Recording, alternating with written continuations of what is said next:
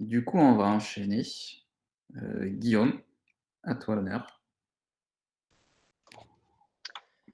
Yes, je vais partager mon écran. Hop, alors normalement, vous voyez, est-ce que tu peux me confirmer que vous voyez bien le Yes. diapo? Eh ben, bonsoir à tous. Merci à tous d'être venus. Donc aujourd'hui, je vais vous présenter Covid Tracker, qui est un projet que vous connaissez peut-être et que j'ai développé. Je vais vous présenter les coulisses du projet, vous présenter les différents enjeux et puis aussi quelle est l'histoire, comment est-ce qu'il a été créé et comment est-ce qu'il a évolué. Alors moi, pour commencer, je m'appelle Guillaume Rosier. Je suis consultant à Octo Technologies aussi, mais depuis début octobre. C'est assez récent. En fait, je viens de finir mes études. Je suis diplômé d'une école d'ingénieur. Donc, j'ai été diplômé en septembre, juste avant d'arriver à Octo. Et puis cet été, j'ai fait un stage de fin d'études, donc dans le cadre de mon école d'ingénieur qui s'appelle Télécom Nancy, qui est une école d'ingénieur en informatique, et durant laquelle j'ai choisi un parcours autour du big data, autour de l'intelligence artificielle, des masses de données. Donc, c'est en gros le parcours data science de l'école. J'ai aussi fait un double diplôme avec une école de commerce qui s'appelle Institut Mines Télécom Business School. Et donc, j'ai pu faire ce double diplôme pendant mes études. Et puis, finalement, et c'est la raison pour laquelle je suis ici aujourd'hui, c'est que je suis le fondateur de Covid Tracker et donc le développeur principal. Alors, dans une première partie, je vais vous présenter Covid Tracker. On va voir ensemble ce que c'est pour ceux qui ne connaissent pas. Je vais aussi vous présenter l'origine, d'où m'est venue l'idée, comment est-ce que le projet a été développé. Dans une deuxième partie, on verra un peu les coulisses techniques de la plateforme. Donc, quelles sont les technologies, quels sont les traitements de données qui sont effectués, comment les données sont récupérées, sont traitées, restituées. Et puis, je vous présenterai aussi l'infrastructure générale sans rentrer dans les détails, mais pour que vous ayez une idée globale. Et puis enfin, on essaiera de prendre un peu de recul et de comprendre qu'est-ce qui a bien marché, qu'est-ce qui a moins bien marché, pourquoi est-ce que Covid Tracker a connu un certain succès et une médiatisation aujourd'hui. Donc, je vais commencer avec la présentation de Covid Tracker et l'origine du projet. Alors, c'est un site, Covid Tracker, qui permet je l'espère en tout cas, de comprendre l'évolution de l'épidémie, de voir quelle est la gravité de l'épidémie, à quel point le virus circule, en France, dans le monde, et puis surtout dans les différentes tranches d'âge, dans les différentes régions, dans les différents départements français. Donc pour comprendre vraiment l'évolution de l'épidémie à différentes échelles, y compris à des échelles locales. Et donc très concrètement, le site il est constitué de ce que j'appelle des dashboards, des tableaux de bord, donc qui contiennent des statistiques, des visualisations de données pour comprendre, pour mettre en contexte les données. Le site comprend aussi des outils. Les outils, en fait, c'est des pages qui sont interactives et qui permettent de faire des tâches annexes. On verra après, comme par exemple de calculer le risque de croiser une personne positive dans un événement, ou alors un autre outil qui permet de calculer la date à laquelle vous seriez vacciné au rythme actuel de vaccination.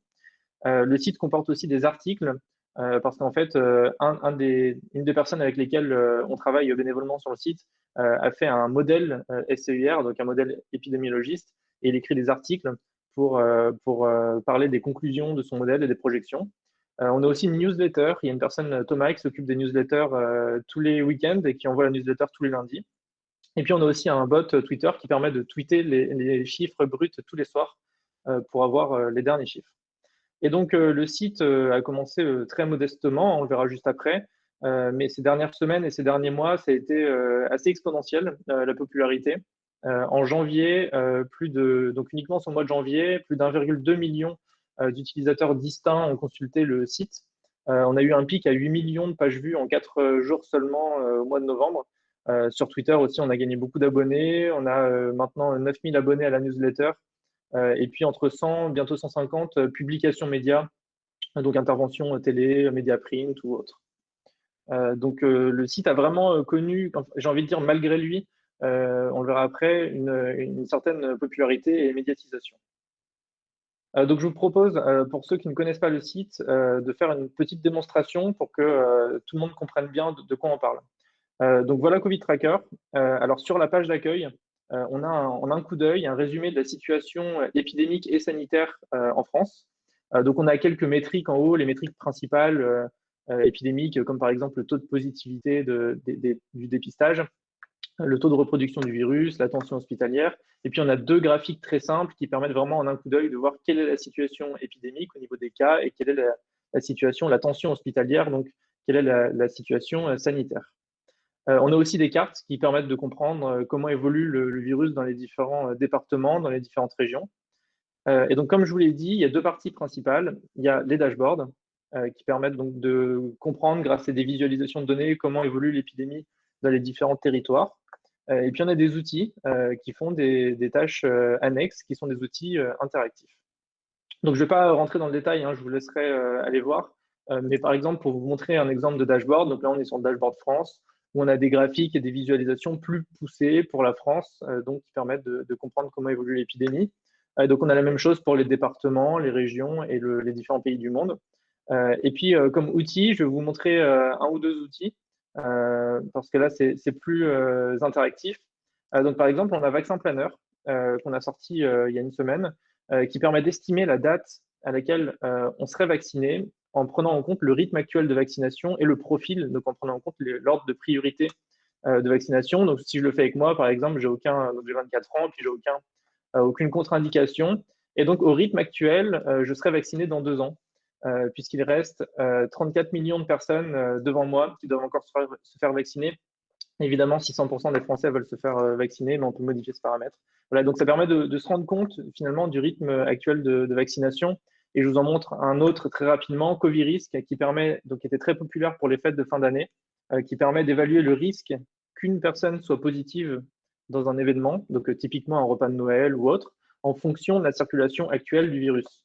Donc on choisit le département des participants de l'événement, on choisit la taille de l'événement, donc le nombre de personnes. Donc là, c'est un événement de 10 personnes dans l'Aveyron, par exemple. Et ben, il y a 3,2% de chances qu'une des 10 personnes de l'événement soit positive et ensuite puisse contaminer les autres. Donc ça permet, je pense, de faire la pédagogie et de se rendre compte de la circulation du virus. Donc voilà, je vous laisserai aller voir plus dans le détail si vous êtes curieux. Mais donc voilà à quoi ressemble Covid Tracker. Alors, comment a commencé le projet? Je vous ai dit qu'il est devenu populaire malgré lui parce qu'en fait, c'était un projet sans ambition. C'est ça qui est un peu rigolo. En fait, c'était même pas un projet. Je parle de projet, mais c'était même pas un projet. À aucun moment, en fait, je me suis dit, je vais écrire un site euh, qui va rassembler plein de données sur la Covid, qui va faire des millions de vues et pour lequel le ministre de la Santé va t'appeler pour te remercier. Vraiment, à aucun moment, j'ai pensé à ça. Donc c'est ça qui est assez rigolo, c'est qu'en fait je constate ce que c'est devenu une fois que ça l'est devenu, mais j'avais jamais prévu que ça devienne ce que c'est actuellement. Et donc ça a commencé comme ça en fait le 5 mars. Donc le 5 mars, il faut se remettre dans le contexte. C'était 12 jours avant le confinement en France. 12 jours dans cette épidémie, c'est une éternité. C'était même 4 jours avant le confinement en Italie. Et on se souvient, quand l'Italie était confinée, on était tous très choqués. On n'imaginait pas qu'un pays européen puisse être confiné un jour. Et en fait, dans les médias, on parlait très peu du coronavirus. Enfin, très peu de monde parlait du coronavirus. Et moi, j'avais vu aucune, en France, en tout cas, aucune visualisation qui permet de comprendre l'évolution du virus en France par rapport à d'autres pays. Et donc, j'ai récupéré des données du CSSE, c'est l'université Johns Hopkins aux États-Unis, qui agrège les données mondiales, donc le nombre de cas de Covid et le nombre de décès, et qui ensuite les propose en open data. Et donc, j'ai pris ces données-là et j'ai tracé un graphique tout simple qu'on voit à droite, hein, qui est pas très beau d'ailleurs, qui représente le nombre de cas en France en bleu et en Italie en rouge. Et puis, en fait, j'ai décalé la France de 8 jours pour pouvoir les superposer. Et donc là, ça m'a un peu choqué parce qu'on parlait très peu de l'épidémie en France. Et en fait, on avait un début d'exponentiel en France aussi. On avait une situation qui était quasiment superposable, mais avec 8 jours de décalage. Et donc là, à ce moment-là, je me suis dit, ça devient tendu en Italie. Donc, vu l'évolution en France, je vois pas pourquoi ça ne deviendrait pas tendu en France aussi. Et donc, j'ai partagé cette image au début avec mes amis. Donc, j'ai envoyé à mes amis, à mes collègues, à ma famille par message. Et puis ensuite, quelques jours plus tard, c'est la capture qu'on voit, je l'ai publié sur Twitter. Et puis, en fait, ça a commencé à intéresser du monde. C'est-à-dire que tous ces gens-là, enfin ces quelques personnes, chaque jour me demandait une mise à jour du graphique pour voir si le nouveau point bleu allait se superposer sur le point rouge. Et donc, au bout d'un moment, j'ai trouvé ça un peu pénible de retélécharger les données à la main, de refaire le graphique, de renvoyer l'image à chaque contact, etc. Et donc, vu que c'était du code Python qui générait ça, on le verra après, j'ai mis le code Python sur GitHub donc pour l'héberger, pour versionner le code. Et j'en ai profité pour utiliser le README. Donc, pour ceux qui ne connaissent pas, c'est une page qui permet normalement de décrire un projet. Mais donc, j'ai utilisé le README pour en fait faire un mini site internet quelque part. C'est-à-dire que j'ai incrusté l'image qu'on voit ici. Donc, j'ai incrusté le graphique. Et ensuite, comme ça, j'ai pu envoyer le lien vers cette page à mes contacts. Et donc, ça m'évitait de renvoyer manuellement l'image à tout le monde chaque jour. Et donc, c'est comme ça que ça a commencé, c'est-à-dire un graphique sur une page GitHub. Donc, moi, ça me paraissait très artisanal. Et puis, bon, pas très propre, pas très beau, pas très agréable. En plus, le lien, il est compliqué, hein, c'est github.com/ tout un tas de choses derrière. Et puis, malgré ça, en fait, ça a commencé à être un petit peu populaire. C'est-à-dire que je m'attendais à ce qu'il y ait 3 ou 4 vues, mes 2 parents, moi et un ami, on va dire. Et en fait, en une semaine ou deux, il y a eu 20 000 vues. Donc, je ne m'y attendais pas du tout. Et puis après, il y a des médias qui ont commencé à s'y intéresser.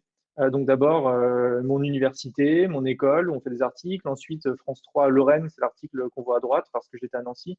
Et puis après, quelques médias nationaux comme Society, par exemple, à gauche, qui m'avait interviewé. Donc là, ça m'a beaucoup surpris, hein. À l'époque, j'étais étudiant. Donc là, on était au printemps dernier, j'étais étudiant, je commençais à peine mon stage de fin d'études et je faisais ça en dehors. Donc ça m'a beaucoup surpris que quelque chose de aussi artisanal prenne cette ampleur-là. Et donc je me suis dit, il faut passer, il faut faire quelque chose de plus propre, de plus pro. Et donc c'est là qu'a été créé Covid Tracker. Et en fait, pour l'anecdote, c'était même pas tout de suite Covid Tracker. Donc là, j'ai décidé de faire un site internet, donc de plus me reposer sur le GitHub, mais de faire un site internet à part entière. Et au tout début, je me suis dit, tant qu'à acheter un nom de domaine, tant qu'à dépenser des sous, autant acheter mon propre nom de domaine, donc guillaumrosier.fr, comme ça, dans 2 semaines, 3 semaines, quand l'épidémie sera derrière nous, je mettrai mon CV ou autre, et voilà, je me resservirai, ça ne sera pas perdu. Et puis en fait, au bout de 2 semaines, 3 semaines, j'ai décidé de racheter un autre nom de domaine, covidtracker.fr, parce que ça commençait à prendre encore plus d'ampleur. Et donc là, c'est à partir de là que le Covid Tracker est né réellement, donc c'était au mois d'avril. Et donc ensuite que j'ai continué, et puis maintenant on est plusieurs, à le développer jour après jour, mois après mois, jusqu'à maintenant. Et donc ça s'est fait vraiment pierre après pierre, de façon très naturelle. À aucun moment on a vraiment anticipé l'évolution. Et maintenant, on ne peut que constater ce que c'est devenu. En fait, quelque part, on se disait que quelqu'un d'autre le ferait. Donc c'est pour ça qu'à aucun moment on s'est réellement engagé dedans. Donc maintenant que vous avez compris ce que c'est Covid Tracker et puis l'histoire, comment a été créé le site, je vais vous présenter une partie un peu plus technique.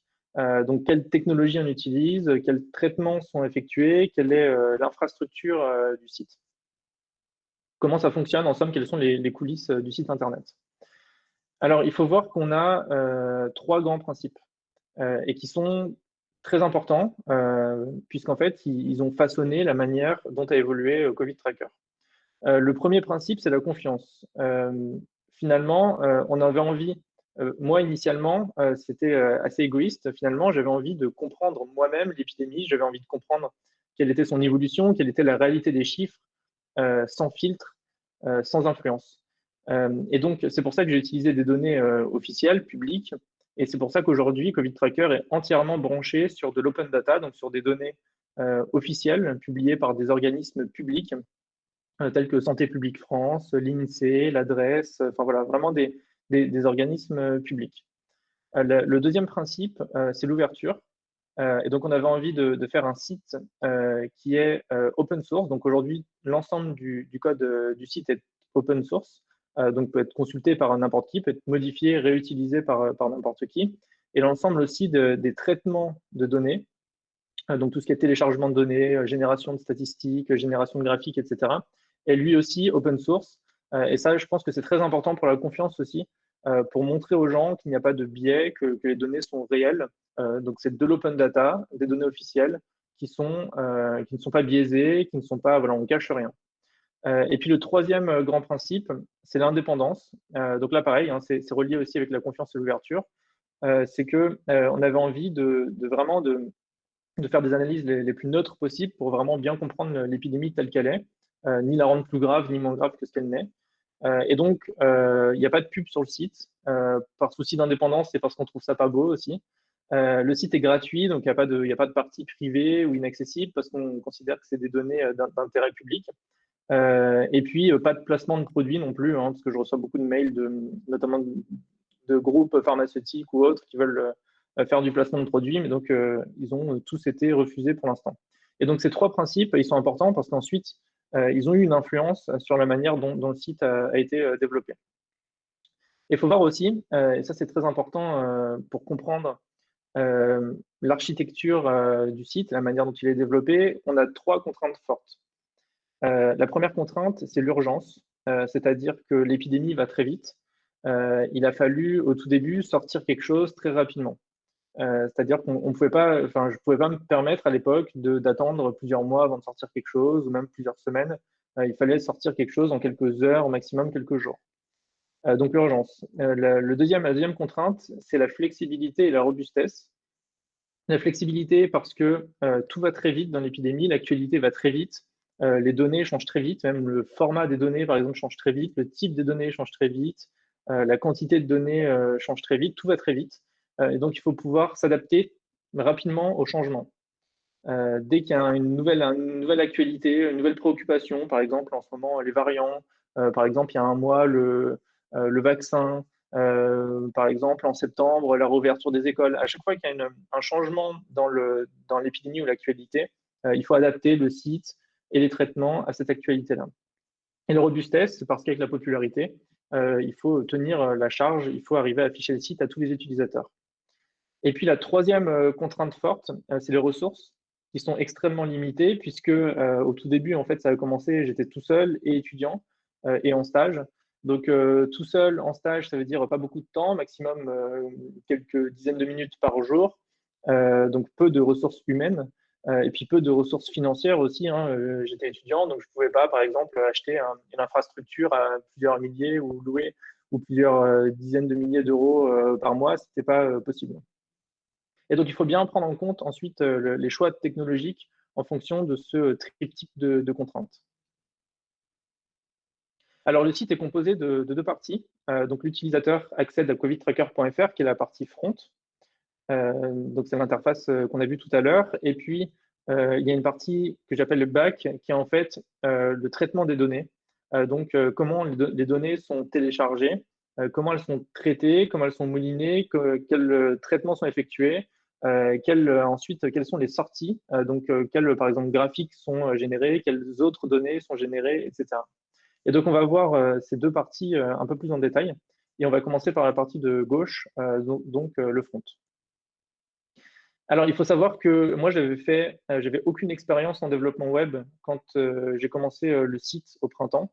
J'avais jamais écrit une ligne d'absolument aucun langage web. Je connaissais pas du tout les technologies, donc il a fallu, avec le triptyque de contraintes que j'ai évoqué précédemment, notamment l'urgence, il a fallu faire quelque chose très rapidement.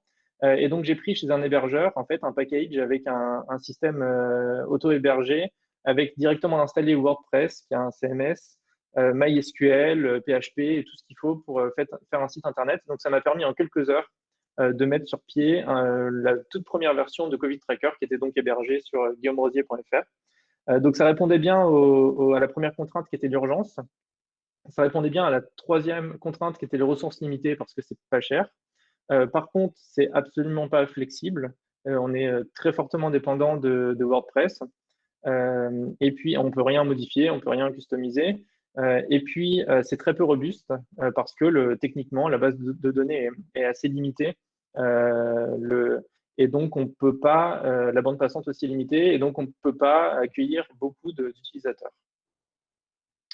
Et puis ensuite, donc ça a tenu quelques semaines sans souci, hein, tant qu'il n'y avait pas beaucoup de gens, et tant que le site était assez simple au début.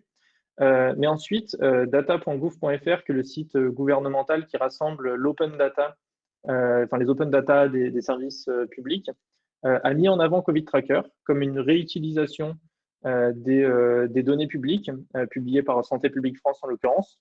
Et donc, j'ai été mis en avant sur la page d'accueil de data.gouv.fr. Et donc là, ça a fait littéralement exploser le site. Donc, c'était un soir, je me souviens très bien, vers 19h. Le site a vraiment complètement explosé. Il était inaccessible. Et puis même, pour la petite anecdote, les gens voyaient une page de configuration de WordPress quand ils accédaient, parce qu'en fait, la base de données avait explosé, et donc WordPress croyait qu'il n'était pas installé, et donc il proposait sa page de configuration. Enfin, c'était catastrophique. Et donc, on a dû réagir en urgence avec une personne qui m'a aidé. Donc, bien sûr, on l'a remis sur pied, on a pris un hébergement plus lourd, plus important, etc. Et puis surtout, on a mis en cache le site. Et ça, c'était très important pour soulager la base de données. Et ça a permis ensuite d'accueillir tous les utilisateurs. Donc, ces premières mesures ont permis de répondre partiellement au deuxième critère, qui est la flexibilité et la robustesse. Là, on répondait surtout à la robustesse parce qu'on pouvait accueillir plus de gens, mais pas tellement au côté flexible.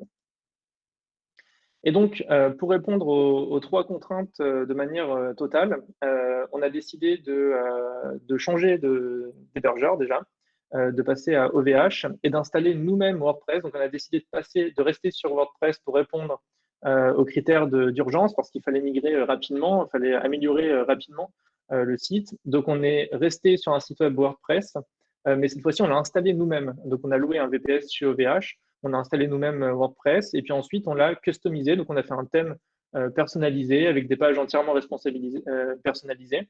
Et puis, ces pages, ça nous a permis de les mettre sur GitHub, donc d'avoir le côté collaboratif et versionning du code. Et puis, ça nous permet aussi de faire des pages vraiment custom, donc notamment avec de l'interactivité, par exemple avec du JavaScript, etc. Et c'est ça qui nous a permis de créer les outils interactifs que je vous ai présentés juste avant. Et donc, on a créé un serveur, un VPS, un serveur privé chez OVH. Et puis, on a mis en place aussi de la CI/CD pour l'intégration continue, donc notamment avec les GitHub Actions qui permettent donc à chaque push sur le dépôt GitHub de mettre en production immédiatement les changements, puisque les GitHub Actions vont synchroniser toutes les pages avec le serveur VPS. Et donc ça nous permet de répondre aux critères de flexibilité, puisque si on veut faire un changement, si on développe une nouvelle fonctionnalité, une nouvelle page sur le site, finalement, en 30 secondes, ça peut être en production. Il nous suffit de merge sur la branche main du GitHub. Et donc, ensuite, 30 ou 40 secondes plus tard, c'est en place pour les utilisateurs sur le site. Donc ça permet d'être ultra réactif lorsqu'on veut développer une fonctionnalité. Ça nous permet aussi d'être très réactif lorsqu'il y a des problèmes de qualité, parce que ça peut arriver, on le verra après, ça peut arriver qu'il y ait des problèmes de qualité sur les données. Donc, ça nous permet de corriger ces données très rapidement et de pousser le correctif très vite. Et donc, voilà, donc le fait de migrer vers cette infrastructure-là nous a permis de cocher le troisième critère, qui est la flexibilité, puisque désormais, on peut faire des pages custom et donc vraiment faire des choses plus poussées, plus puissantes et plus interactives. Mais ça, c'était sans compter la rentrée, avec notamment une médiatisation plus importante, notamment dans les médias nationaux. Et le premier gros média, en fait, c'était l'émission Quotidien sur TMC, qui rassemble environ 2 millions de téléspectateurs. Donc, il a fallu tenir la charge pour ce passage-là. Et donc, on a renforcé le cache, notamment en faisant un cache distribué CDN. Donc, on a pris un abonnement chez Cloudflare qui permet donc de cacher le site, enfin de conserver des copies statiques du site de façon distribuée partout dans le monde. Et comme ça, les utilisateurs accèdent directement à cette copie statique en cache et ne vont pas donc solliciter notre serveur et notre base de données. Et donc ça, c'est une très bonne solution pour un site en lecture seule, puisque ça a permis sans souci d'accueillir les utilisateurs suite à l'émission Quotidien. Et pour information, on a eu jusqu'à 100 000 utilisateurs connectés en simultané sur le site vers 20h le soir du passage à Quotidien. Et le site a tenu, donc ça nous a permis de triplement cocher le critère flexibilité. Voilà, donc ça c'était pour la partie front, la partie de gauche, la partie web, le site web. Ensuite, on va voir la deuxième partie, donc la partie data, la partie collecte de données, génération de graphiques, etc.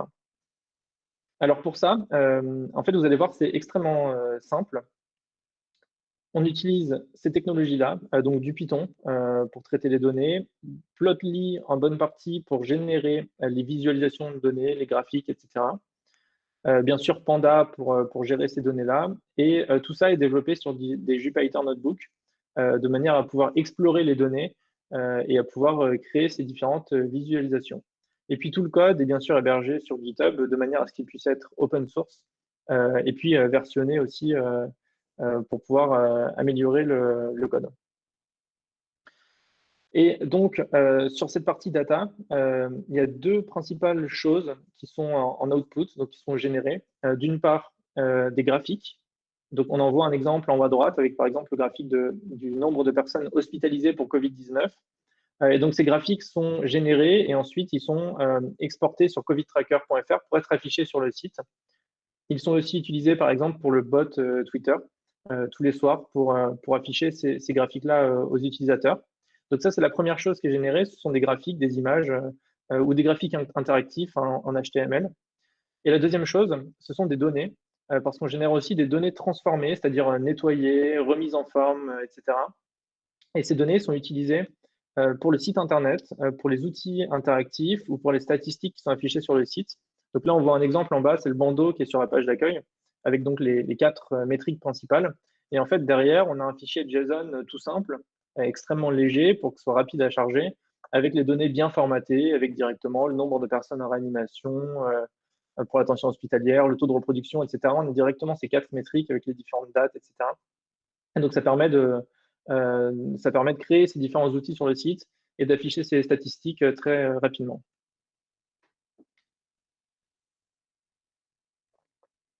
Alors, bien sûr, il y a de nombreux traitements qui sont effectués dans les données. Les données sont d'abord nettoyées parce que des fois, il y a des problèmes de qualité. On verra juste après. Elles sont enrichies, c'est-à-dire qu'on utilise plusieurs sources de données différentes. On met ensemble ces données-là pour pouvoir faire des visualisations qui vont plus loin. On le verra après aussi. Et on effectue beaucoup de moyennes mobiles. On verra ça aussi après, mais parce que les données varient beaucoup d'un jour à l'autre. Et donc, le fait de faire des moyennes mobiles permet de lisser les données et de mieux les mettre dans leur contexte. On fait aussi régulièrement des agrégations, que ce soit des agrégations temporelles, par exemple sur une semaine, sur un mois, ou des agrégations géographiques entre départements, entre pays, etc. Et puis on a aussi des traitements qui sont des calculs métiers, enfin ce que j'appelle des calculs métiers. En fait, ce sont des calculs qui sont liés, donc là le métier c'est l'épidémiologie, et donc ce sont des calculs qui sont liés à ce domaine-là, comme par exemple le taux de reproduction du virus. Le taux de reproduction, c'est pas une métrique qui est mesurée, c'est une estimation. Donc c'est là concrètement, c'est le nombre de personnes contaminées par un malade. Et donc on l'estime à partir d'autres données, comme par exemple les cas, les admissions à l'hôpital, etc. Ou le taux d'incidence qui correspond au nombre de cas par semaine pour 100 000 habitants. Mais donc il faut bien agréger sur la semaine et puis ensuite diviser par la population du territoire, du département, de la région ou autre, et puis multiplier par 100 000. Donc, je vais vous montrer des exemples. Donc, ça, c'est un exemple d'enrichissement, justement, le taux de reproduction qu'on appelle R effectif. Et donc, en fait, là, il y a un enrichissement parce qu'on utilise des données de plusieurs sources. En fait, cet indicateur, comme je vous l'ai dit, est estimé, mais il varie énormément. Et donc, pour pouvoir le stabiliser un peu et obtenir une meilleure valeur, on utilise plusieurs sources. Par exemple, les tests PCR, les résultats de tests, les tests positifs, mais aussi les admissions aux urgences décalées, puisque les personnes sont admises aux urgences quelques jours après avoir été testées positives. Et donc, là, on a un enrichissement parce qu'on utilise des données de deux sources différentes. La première, c'est la source CIDEP, qui est une base de données qui contient tous les tests PCR réalisés en France. Et la deuxième, c'est une deuxième base de données qui a été créée pour les attentats qu'il y avait eu en 2015. Suite aux attentats, en fait, on n'avait pas de système d'information pour savoir combien de personnes sont admises à l'hôpital, combien de personnes sont hospitalisées pour gérer le flux. Et donc, ces données-là sont récoltées via ce système d'information. Donc, c'est deux sources différentes qui sont agrégées. Voilà un exemple de moyenne mobile. Donc là, ce que vous voyez, c'est les décès hospitaliers pour Covid-19. Et donc, tous les petits points noirs qu'on voit ici, chaque point noir est un décès. Donc on peut voir que ça varie énormément, hein. Ça peut varier au moins du simple au double, suivant le jour de la semaine. Tout simplement parce que donc les gens ne meurent pas, hein, moins certains jours, enfin je pense pas. Et donc c'est, tout simplement parce qu'on a moins d'employés le samedi et surtout le dimanche et les jours fériés, pour saisir les données, notamment dans les hôpitaux, pour saisir les données, dans la base de données. Et donc on a beaucoup moins de décès reportés le samedi et le dimanche et les jours fériés. Et puis le lundi et surtout le mardi de chaque semaine, on a un gros rattrapage, puisque toutes ces données-là sont saisies, d'un coup, c'est en début de semaine. Et donc en fait, on a un motif, une saisonnalité qui se répète chaque semaine. Et donc il est un peu stupide de comparer une donnée avec celle de la veille, une donnée brute, à cause de ces variations-là. Et donc on fait ce qu'on appelle une moyenne mobile, hein. Donc chaque jour en fait est remplacé par la moyenne des 7 jours centrés sur ce jour-là. Donc on prend les 3 jours avant, les 3 jours après, le jour même, on fait la moyenne et ça donne la valeur du jour. Et donc ça permet de prendre en compte cette irrégularité-là, parce qu'ensuite, pour chaque jour, on va prendre en compte un jour faible, un dimanche, un jour fort, un mardi, etc., et tous les autres jours. Et donc, après la moyenne mobile, on peut comparer un jour et son précédent ou son suivant. Ça a du sens. Et donc là, la moyenne mobile est matérialisée par la ligne noire, euh, qu'on voit sur le graphique. Un troisième traitement est une agrégation. Donc en janvier, on s'est beaucoup posé la question, quelle est l'efficacité du couvre-feu renforcé, qui a été mise en place le 2 janvier dans certains départements, le 8 janvier dans d'autres et le 16 janvier dans tous les autres. Et donc là, par exemple, on fait une agrégation toute simple par une agrégation géographique. Donc la courbe bleue, c'est tous les départements qui ont été mis en couvre-feu renforcé le 2 janvier. La courbe orange, tous ceux qui l'ont été le 8 janvier.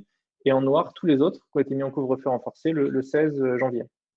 Et donc de cette manière, puis ensuite, bon, là, on a normalisé au 2 janvier pour pouvoir comparer l'évolution du nombre de cas dans chacun de ces trois groupes.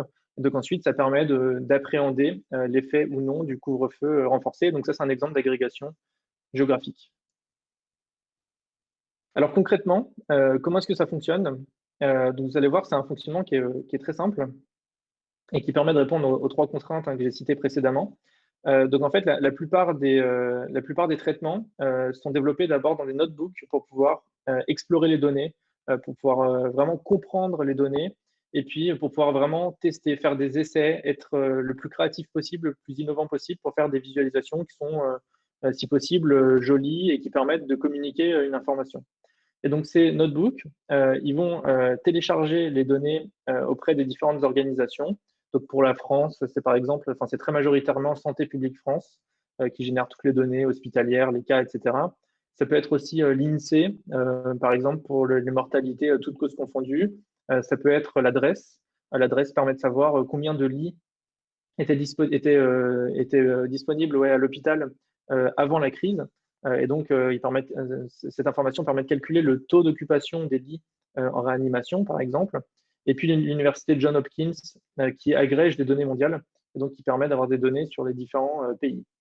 Et donc ces notebooks vont télécharger ces données, les stocker, puis effectuer tous les traitements que j'ai cités précédemment, donc toute la préparation de données, tout l'enrichissement, les calculs métiers, etc. Et puis ensuite, ils vont générer les deux éléments que j'ai cités précédemment, donc qui sont les graphiques et puis des données reformatées pour le site et les différents outils.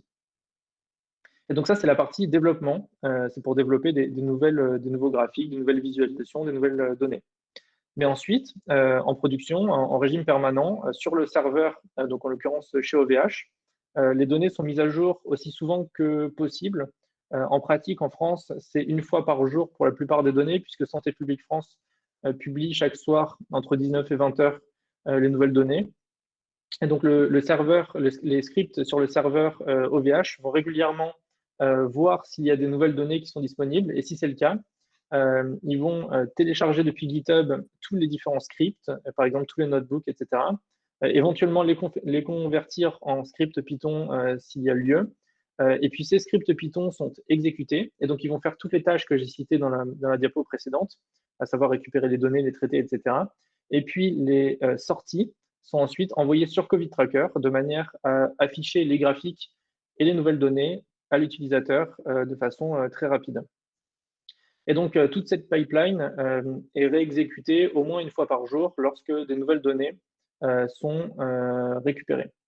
Et donc, vous le voyez bien, ça permet là aussi d'être très flexible, puisque si on a envie de développer une nouvelle chose, une nouvelle visualisation ou autre, en fait, elle est quasiment instantanément mise en production. Il suffit de la pousser sur GitHub et ensuite le serveur va automatiquement récupérer les derniers scripts sur GitHub et donc la mise en production sera très rapide en moins de 24 heures quelque part. Maintenant, je voudrais vous montrer un exemple de correction de problème de qualité des données et comment ça a été corrigé. Et je vais vous montrer que cette infrastructure permet d'être très flexible. Alors ça, c'est un exemple réel, c'est un exemple vécu il y a quelques semaines. Le nombre de cas, donc, qui est publié par Santé publique France, avait été multiplié par 2 dans tout le dataset suite à une erreur, j'imagine, informatique de leur côté. Donc, c'est-à-dire qu'au lieu de, par exemple, au lieu d'avoir 10 000 cas, on avait 20 000 cas. Et puis ça, c'était vrai pour tous les départements, toutes les régions et pour la France aussi. Et donc là, par exemple, on a un notebook donc que j'ai simplifié avec une fonction qui va permettre de télécharger les nouvelles données, une fonction qui permet d'importer ces données-là, une fonction qui va permettre de générer un graphique, et puis une fonction qui va permettre de pousser le nouveau graphique sur le serveur afin de pouvoir l'afficher sur COVID Tracker. Et donc, le correctif était extrêmement simple et rapide pour nous, puisqu'il a suffi de rajouter quelque part une ligne en disant eh ben, les données sur le nombre de cas, tu les divises par 2. Et puis ensuite, il a suffi de pousser cette modification sur le dépôt Git sur GitHub. Et puis, c'est tout. C'est tout ce qu'il a fallu faire, puisqu'ensuite, lors de la mise à jour des données, le serveur OVH récupère ces scripts et puis va générer les graphiques donc corrigés en prenant en compte la correction, générer ces graphiques-là et les pousser sur COVID Tracker pour les afficher à l'utilisateur. Et donc là, on peut voir que cette infrastructure, elle permet d'être extrêmement flexible et de prendre en compte une erreur imprévisible dans les qualités très rapidement. Alors, il faut voir qu'aujourd'hui, je ne suis plus tout seul. Enfin, au début, j'étais tout seul à développer le site et puis la partie data. Aujourd'hui, c'est plus le cas. On est 8 et même 9 depuis quelques jours, contributeurs actifs. Donc, on a par exemple Michael qui s'est occupé de migrer vers la version 2 du front dont que je vous ai présenté précédemment, donc avec le serveur VPS OVH et WordPress installé. On a Emeric qui a développé aussi par exemple Vaccin Planner que je vous ai présenté tout à l'heure, Nicolas qui s'occupe de l'admin système, Thomas qui rédige la newsletter, etc. Donc on est 9 aujourd'hui, tous bénévoles. On fait tout ça en dehors de notre activité principale ou de nos études pour Emeric. On a aussi des contributeurs ponctuels sur GitHub, qu'on accueille bien sûr avec grand plaisir et qui proposent soit des pull requests, donc avec des nouvelles fonctionnalités ou des correctifs, ou soit qui nous remontent des problèmes, des bugs ou autres, et donc ensuite ça nous permet de les corriger. Donc aujourd'hui, ça n'est plus une initiative solitaire. Et puis il faut savoir aussi qu'on a énormément de feedback, beaucoup de feedback spontané, des mails qu'on reçoit, mais aussi beaucoup de feedback qu'on génère. Moi, je fais souvent des sondages sur Twitter pour demander l'avis des gens, voir quels outils ils préfèrent, quelles fonctionnalités ils préfèrent, qu'est-ce qu'ils aiment moins, qu'est-ce qu'ils aimeraient voir évoluer. Et je pense que ça, c'est vraiment très important parce que ça a vraiment façonné ce qu'est COVID Tracker aujourd'hui. COVID Tracker n'aurait jamais été ce qu'il est aujourd'hui sans les 9 contributeurs, sans les 8 contributeurs en dehors de moi, qui ont créé tous ces outils, qui font toutes ces autres tâches. Et puis, ça n'aurait jamais été ce que c'est aujourd'hui non plus, sans tous les retours des utilisateurs sur Twitter, en mail. Je vais vous donner un exemple très, très concret, mais par exemple, sur le dashboard France, c'est une page très longue, finalement assez complexe, avec beaucoup de graphiques, enfin, qui est assez lourde. Et donc, moi, naturellement, je me suis dit, je vais la séparer en plusieurs sous-pages. Par exemple, une page pour l'activité épidémique, une page pour les hospitalisations, etc. Ça me semblait plus propre et voilà, plus agréable. Et j'ai fait des sondages sur Twitter et en fait, il s'est avéré que les gens étaient extrêmement attachés, de façon quasi unanime, au fait que ce soit une page très longue, mais que voilà, qu'on n'ait pas besoin de cliquer, finalement, qu'on scrolle de haut en bas et que lorsqu'on a fini de lire la page, on a un peu mieux compris où on en est dans l'épidémie. Et donc ça, c'est quelque chose que j'aurais jamais imaginé moi-même. Enfin, moi, ça me paraît contre-intuitif. mais c'est l'avis majoritaire, et donc j'ai suivi leurs conseils, et c'est resté comme ça. Mais donc ça aurait été très différent sans le retour des utilisateurs. Alors maintenant, on va essayer de prendre un peu de recul et de comprendre pourquoi est-ce que Covid Tracker est devenu populaire, pourquoi est-ce qu'il a été médiatisé. On verra ensuite qu'est-ce qui marche un peu moins, quelles sont les pistes d'amélioration, sur quoi il va falloir qu'on travaille dans les prochaines semaines et dans les prochains mois. Alors, il existe des alternatives. Covid Tracker n'est pas seul, il y en a plein, notamment des publics. En fait, moi, je me disais au début, je vais pas m'engager dans Covid Tracker, je vais pas continuer à le développer parce que quelqu'un d'autre fera mieux. Et ce quelqu'un d'autre, c'est sûrement l'État. Je me disais quelque part, en fait, je pensais être illégitime pour faire ça. Je me disais que quelqu'un d'autre serait plus légitime pour le faire. Et donc c'est pour ça finalement que jusqu'à la fin de l'automne, je me suis jamais vraiment engagé, j'ai vraiment jamais vraiment planifié. J'ai pas organisé non plus les contributions, par exemple. Et donc il existe des alternatives. Par exemple, ça c'est Géode. C'est en fait la plateforme officielle de Santé publique France pour accéder aux données publiques de santé. Et donc c'est un site qui est plutôt complet, mais moi la critique que j'en fais, c'est que finalement il est assez complexe. Il est un peu austère. Et en fait, il faut naviguer dans les sous-menus à gauche. C'est assez compliqué. Même moi, je m'y perds un peu. Je mets du temps à m'y retrouver, etc. Et puis surtout, c'est pas un site centré utilisateur. C'est-à-dire qu'on n'y va pas pour le plaisir. Enfin, je pense pas. On y va pour lorsqu'on a besoin d'une information très précise. Par exemple, si je veux le taux d'incidence dans le département Savoie. Alors là, oui, je clique sur les menus et puis j'arrive à l'information demandée. Mais je pense pas que c'est un site qu'on parcourt naturellement, qu'un utilisateur parcourt naturellement le soir, rentrant du boulot, par exemple. Mais c'est un site qui est très consulté, mais qui est, je pense, plus technique, plus pour, par exemple, des médecins ou des journalistes. Ensuite, il y a le dashboard officiel de l'État qui a été développé. Donc, il n'existait pas au début. Il s'est vraiment amélioré au fur et à mesure des mois. Et donc, maintenant, je le trouve vraiment bien.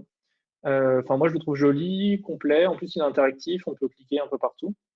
Donc, il s'est vraiment beaucoup amélioré hein, ces derniers mois. Par contre, la critique que j'en ferai, c'est que l'outil n'est pas centré utilisateur. C'est-à-dire que là, quand on arrive sur la page, on a une dizaine de chiffres à gauche, on a un graphique en bas à gauche, on a des cartes à droite.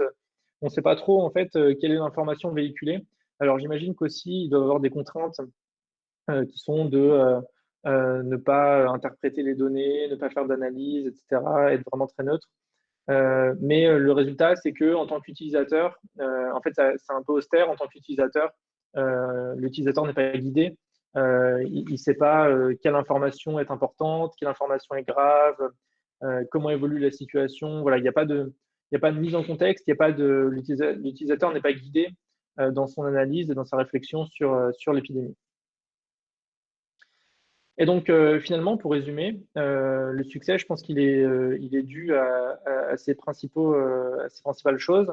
D'abord, c'est l'expérience utilisateur, c'est-à-dire qu'on essaye de faire Covid Tracker pour qu'il soit simple, pédagogique, c'est-à-dire que l'utilisateur est guidé, on indique quelles sont les informations importantes, etc. On explique qu'est-ce qu'un taux d'incidence, qu'est-ce que ça signifie, comment est-ce que c'est calculé, qu'est-ce que le taux de reproduction, comment est-ce qu'il est calculé, comment est-ce qu'il faut l'interpréter. Et puis aussi le côté créatif, c'est-à-dire qu'on n'a pas de limite. Et donc, on fait des visualisations qui sont pas forcément conventionnelles, mais qui sont intéressantes pour comprendre certains aspects de l'épidémie, comme par exemple des visualisations animées, ce genre de choses. Deuxièmement, c'est la valeur ajoutée, c'est-à-dire que par exemple, les outils interactifs permettent voilà, d'avoir un côté un peu plus ludique. Je pense que ça permet d'attirer un peu plus l'attention des utilisateurs. Et puis aussi le côté enrichissement de données, puisqu'on utilise des données qui sont de sources assez diverses, hein, Santé publique France, mais d'autres, ce qui n'est pas forcément le cas d'autres outils. Et donc, ça permet de faire des analyses un peu plus poussées. Et puis finalement, ça correspond aux besoins des utilisateurs.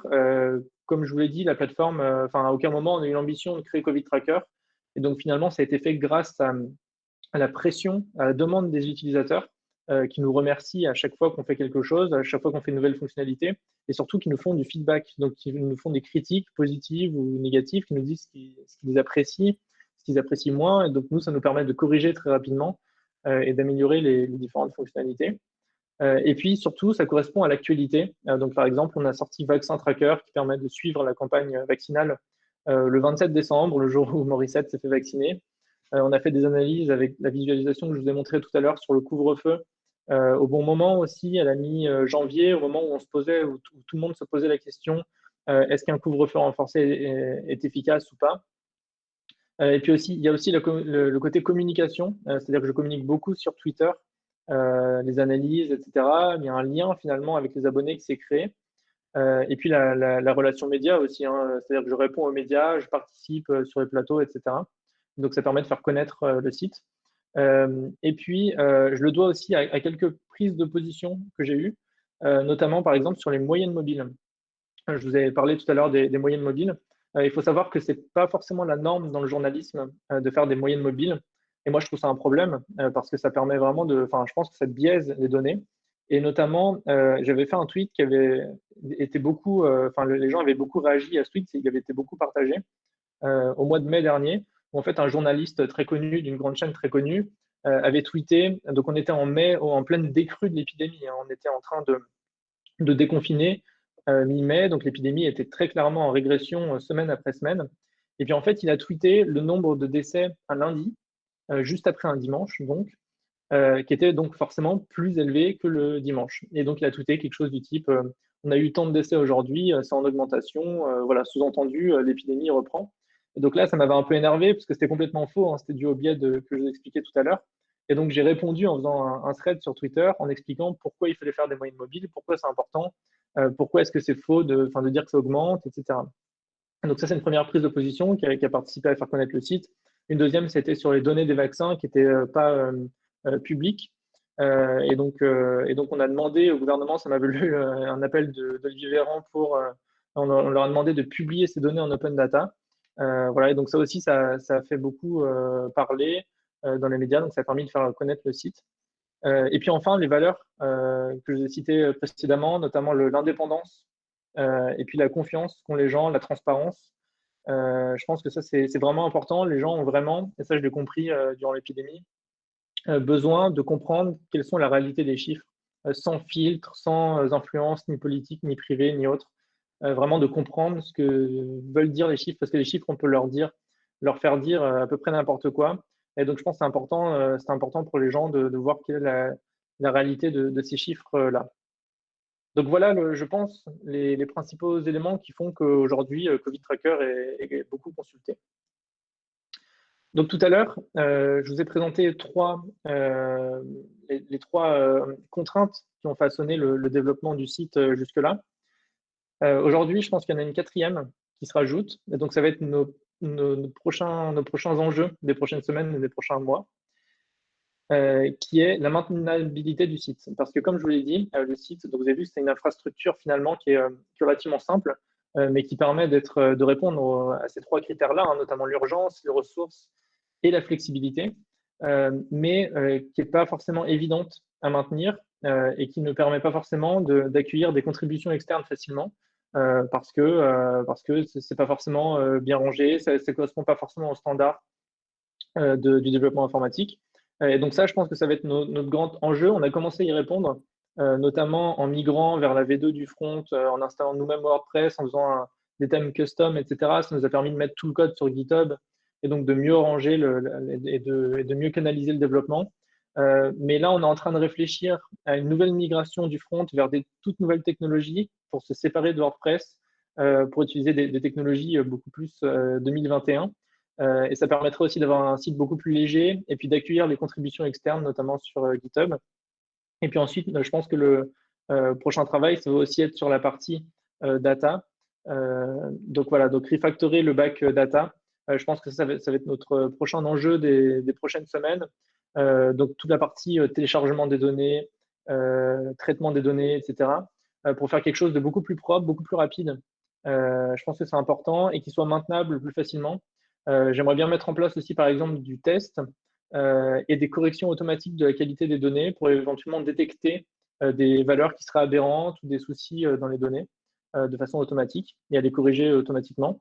Et donc, tout ça aussi dans le but de permettre des contributions sur la partie data aussi, des contributions externes, notamment sur GitHub. Et donc, faire évoluer les technologies front, ça, je vous en ai parlé. On va se débarrasser de WordPress pour faire un site plus léger, statique. Et puis, ça permettra aussi des contributions externes. J'aimerais bien aussi améliorer la navigation des longues pages. Donc, on verra, mais probablement en mettant des menus en sidebar. Et puis, finalement, quelle est la dernière voie d'amélioration? Eh ben, continuer de s'adapter aux actualités. Notamment, on parle beaucoup des variants en ce moment. Donc, je passe mon temps à demander à Santé publique France de publier des données sur les variants, ce qui nous permettrait de faire un outil ou une visualisation qui permet de comprendre la progression des variants en France. Et puis, bien sûr, on reste très flexible pour s'adapter à toute nouvelle actualité parce que je pense que malheureusement, il y en aura quelques-unes dans les prochains mois. Voilà, et donc finalement, si je devais garder un takeaway, c'est deux choses. La première chose, c'est quelque chose que j'ai appris et retenu, c'est ship fast, c'est-à-dire mettre en production rapidement. Je pense qu'il y a plein de choses sur le site qui auraient dû être faits différemment, rétrospectivement parlant, des choix technologiques qui auraient dû être différents pour être mieux, etc. Mais je pense que si on n'avait pas si on n'avait pas pris les décisions qu'on a prises et fait ce qu'on a fait jusque-là, on l'aurait jamais fait et donc ça n'aurait jamais existé. Et donc chaque outil qu'on a sorti, j'ai jamais regretté de le sortir. Par exemple, on a sorti un outil pas plus tard qu'il y a 3 jours qui s'appelle Covid Explorer qui permet d'explorer les données. Quand il est sorti, il n'était pas fini du tout. Enfin, il était fonctionnel, mais il n'y avait pas du tout toutes les fonctionnalités. Mais on n'a pas regretté de le sortir puisqu'ensuite, de jour en jour, on l'améliore. Et ça va devenir de plus en plus complet. Donc ça, c'est vraiment une philosophie que j'ai vraiment appris et que je conserve. C'est d'abord de sortir rapidement, même si c'est pas parfait, même si c'est pas complet, et ensuite d'améliorer en fonction des retours des gens, justement, pour que ça corresponde vraiment au mieux à leurs besoins. Et donc, le slogan d'Octo convient parfaitement. There is a better way. C'est-à-dire, on fait quelque chose et puis après, on se remet en question tout le temps. C'est ce qu'on est en train de faire. Et donc, ça correspond aux voies d'amélioration que j'ai évoquées. Et donc, on se remet en question pour toujours améliorer. Il y a toujours une meilleure manière de faire. Voilà. Et donc, c'est pour ça qu'on va faire évoluer le site dans les prochaines semaines. Je vous remercie d'avoir écouté cette présentation. N'hésitez pas à poser plein de questions.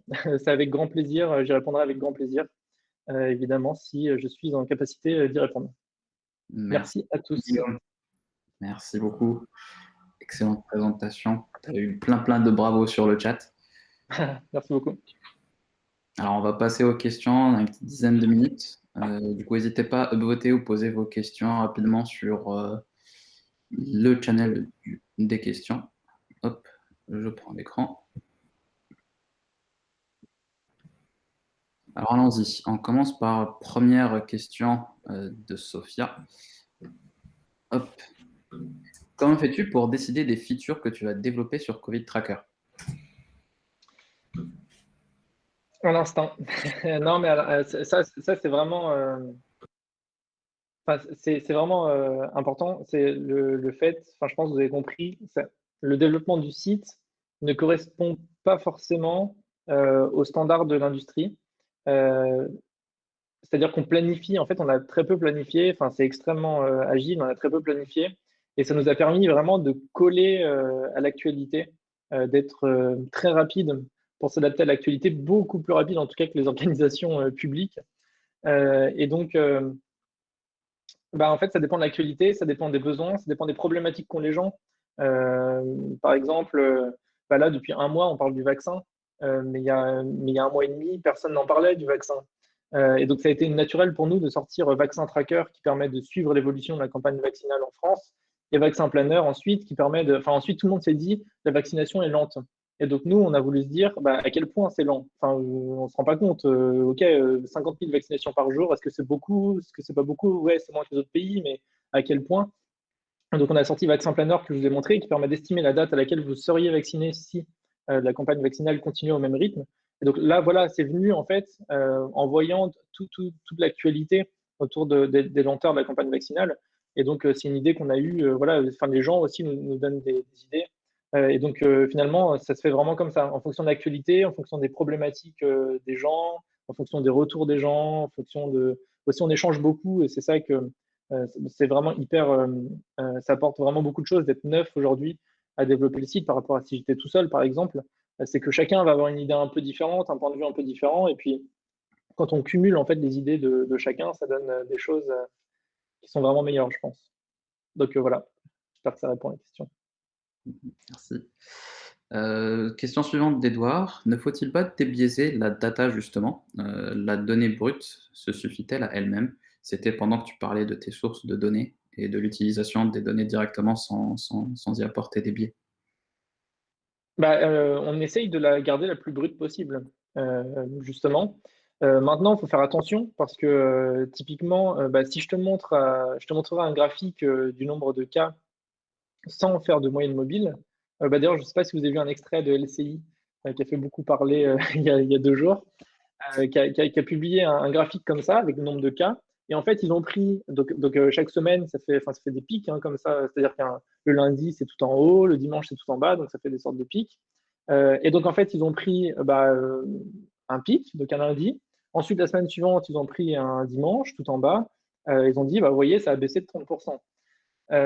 Et c'est pas du tout vrai parce que si tu fais une moyenne mobile, tu vois que c'est stable. Il faut, enfin voilà, c'est sûr que c'est un compromis dur à trouver entre la donnée la plus brute possible pour la modifier le moins possible, et puis une donnée un peu transformée pour la nettoyer pour qu'elle soit analysable facilement. Maintenant, c'est aussi pour ça que on accueille avec grand plaisir la diversité. Donc d'autres personnes qui font d'autres initiatives. Moi, je suis plein d'autres gens sur Twitter qui font d'autres visualisations de graphiques assez similaires. Et je pense que ça permet aussi d'avoir des points de vue similaires. Mais c'est vrai que même un choix, enfin c'est tout bête, mais sur une visualisation de données, un choix de couleur, un choix d'épaisseur de trait, un choix d'échelle, ça change complètement la perception qu'on peut avoir d'une donnée. Donc c'est vrai que c'est un sujet très délicat. Donc c'est pour ça que la diversité, je pense, est très importante. Et en l'occurrence, l'open data est très important parce que ça permet aux citoyens de faire des visualisations qui sont différentes avec des points de vue différents. Et donc je pense que ça permet justement d'éviter ce genre de biais. Thanks. Question suivante de Jérôme. Santé publique France fait également des analyses des agrégations de données. Est-ce que tu te compares tes résultats avec les leurs? Oui ou non? Oui, bien sûr. Oui, bien sûr, pour vérifier la cohérence. Après, la plupart des calculs sont mathématiquement, il n'y a aucun doute, quoi. Donc, donc la plupart des calculs donnent exactement la même chose. Il y a des calculs qui sont un peu moins, par exemple, l'estimation du taux de reproduction. Il n'y a pas de formule en fait exacte, c'est-à-dire qu'il y a des formules d'estimation qu'ont trouvé des épidémiologistes, mais il y a beaucoup de paramètres, et les paramètres, en l'occurrence, Santé publique France ne donne pas les paramètres qu'ils utilisent. Donc moi, je les ai réestimés en essayant de coller ma courbe à la leur. Mais bon, c'est des paramètres qui sont relativement standards. Mais donc là, oui, forcément, il y a des petites variations, mais ça reste relativement proche. Et oui, bien sûr, je vérifie, sur ce qu'on fait en commun, je vérifie que les résultats sont cohérents. Prochaine question. Nelson qui dit comment vous traitez la volatilité des données qui viennent de l'international? Alors, je ne sais pas ce que tu entends par volatilité. Est-ce que tu entends le fait que ça change très rapidement, qu'il y a des problèmes de qualité ou j'aimerais bien de précision sur sur la question, donc je ne sais pas si tu es encore là. Ouais, c'est Sur la structure. Alors, sur la structure, je peux pas, on n'a pas assez de ressources pour le faire nous-mêmes, et donc on utilise d'autres personnes qui le font. En l'occurrence, c'est Johns Hopkins University ou la plateforme Our World in Data. Les deux sont absolument géniales. Et en fait, les deux sont des agrégateurs. Ils sont aussi bénévoles, enfin, c'est des chercheurs, etc. Il y en a un, donc c'est l'université Johns Hopkins aux États-Unis, et l'autre, Our World in Data, c'est Oxford University. Et donc, eux-mêmes, en fait, agrègent les données et s'occupent de gérer cette partie-là et nous les proposent dans un format ensuite qui est beaucoup plus agréable et qui est standard. Mais oui, ce sera un travail monstre. Enfin, ils font un travail monstre parce que du coup, il faut en fait aller se brancher à chaque open data de chaque pays ou chaque communiqué de presse. Enfin, c'est un travail monstre pour agréger toutes ces données. Ah oui, alors, je réponds à la question qui s'affiche. Il y a plein de choses que j'aurais fait différemment. Euh, D'ailleurs, je l'ai un peu dit à la fin de ma présentation. Il y a plein de choses que j'aurais fait différemment, mais je regrette pas du tout d'avoir fait comme j'ai fait, même si rétro, bon bref, même si après coup, je me dis ouais c'est évident que ces choix technologiques ils sont mauvais, mais en fait je regrette pas de les avoir fait parce que si je les avais pas fait, enfin ça, c'est ce que j'ai dit à la fin, je pense que ce serait jamais arrivé là. Donc en fait, c'est fail fast. C'est-à-dire, j'ai tenté quelque chose, maintenant je me rends compte que c'est pas ouf, et ben, du coup, on améliore, on fait mieux, et puis voilà. Mais au final, on a quelque chose, et on a eu quelque chose tout au long du projet. Alors que si on avait décidé de faire des choses parfaites dès le début, il n'y aurait rien eu aujourd'hui, quoi. J'espère que ça répond à ta question, Enfin, Sarah. si tu veux un exemple très concret, WordPress, c'est pas du tout un bon choix enfin, c'est un mammouth, c'est pas du tout un bon choix pour un site comme ça. Mais à l'époque, j'avais aucune connaissance en web.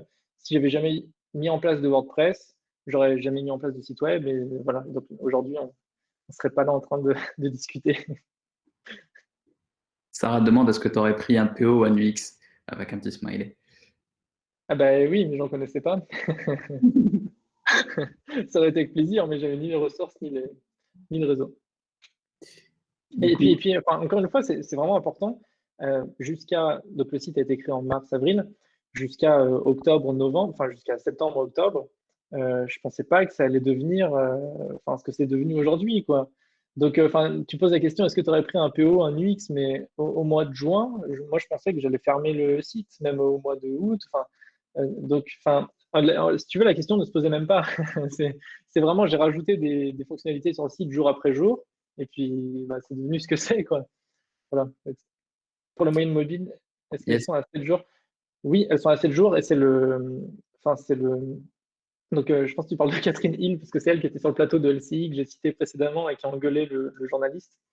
Euh, mais oui, enfin, 7 jours, c'est la norme, hein, pour l'épidémie, tout simplement parce qu'en fait, on a une saisonnalité d'exactement 7 jours à cause des problèmes humains. Donc, le week-end, il y a beaucoup moins de données. En semaine, il y a beaucoup plus de données. Et donc, en fait, 7 jours, ça suffit parfaitement parce que chaque jour, on prend en compte chaque particularité de chaque jour. Parce que vu qu'on fait la moyenne sur 7 jours, on prend en compte un dimanche qui est très faible, un lundi qui est très élevé, un mardi qui est moyennement élevé, un mercredi, etc. Et donc c'est le meilleur choix de fenêtre. Et le problème, c'est que si on prend des fenêtres plus grandes, 14 jours, en fait, il y a un retard ensuite. Enfin, il y a une inertie. Et donc, on a du mal à voir les changements rapides. Si par exemple, d'un coup, le nombre de cas se met à exploser, vu si on fait une moyenne sur 14 jours, et ben, il faudra attendre au moins une semaine avant de voir que ça commence à monter, quoi. Donc, c'est pas assez réactif. Il est 20h, on va arrêter là. Il y avait d'autres questions, mais bon, on ne va pas trop prendre de ton temps, Guillaume. Aucun souci, n'hésitez pas à me les envoyer. Enfin, si des gens ont des questions vraiment importantes, n'hésitez pas à m'envoyer un message sur Twitter ou n'importe où, en mail. Merci beaucoup. Merci beaucoup, Guillaume. Merci beaucoup. Merci à vous.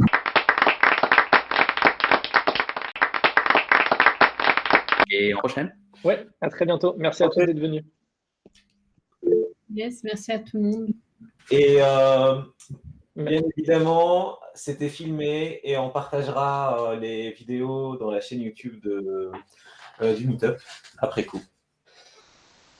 Et puis merci à l'organisation aussi et à l'invitation.